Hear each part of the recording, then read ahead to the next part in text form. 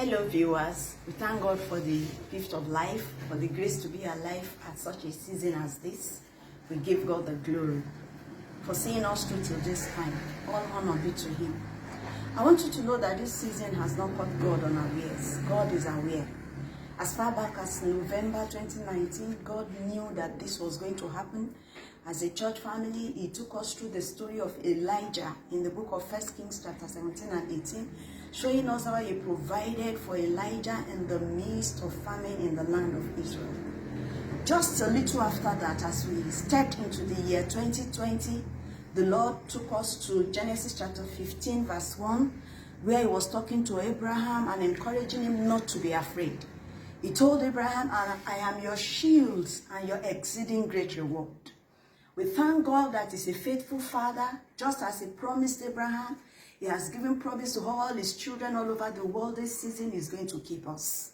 He's going to keep us. And so, it's not going to end till forever. The lockdown will not be forever. The pandemic will not be forever. There's going to be life after the pandemic.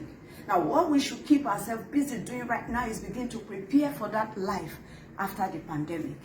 And so, just a few days ago, the Lord was taking me through the story of the children of Israel in the land of Egypt.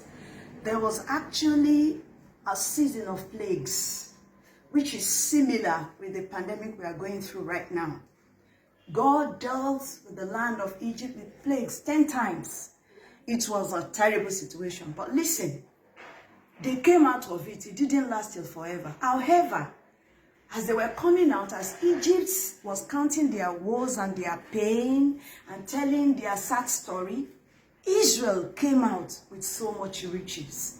And so God says, I should tell you, He's saying to us that this is not the season to call for a pity party. God is saying to you, it's a season to plan ahead.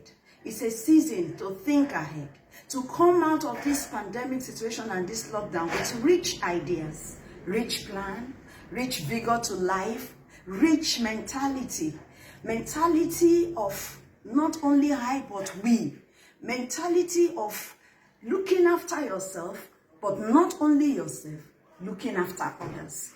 He wants us to come out of this situation with rich life. How do I mean? A rich life is a life that is full of God. God wants to take His place in our lives. God wants to take over. This is the season for you to wear your faith like a garment. Put it on like a garment. Trust more in God, hope more in God, and look forward to life after pandemic. Look forward to it with so much vigor and vitality. Look forward to it with so much trust and hope in God, knowing that you will not be counting your woes and telling a sad story after this pandemic. Rather, you have a better story to tell, that there is a God in heaven who rules in the affairs of men. You have a story to tell that He wants to save the whole world. You have a story to tell that is the one that kept us through and brought us alive. Though many died, but we are still standing. You have a better story to tell that God can see us through. No matter what we have lost in this season, we are going to get it back. You and I will come out victorious, but we are coming out better and stronger. Listen to me. There's definitely going to be serious shifts. But I pray when we come out of this, you and I will be on the side of the positive shift, not the negative one.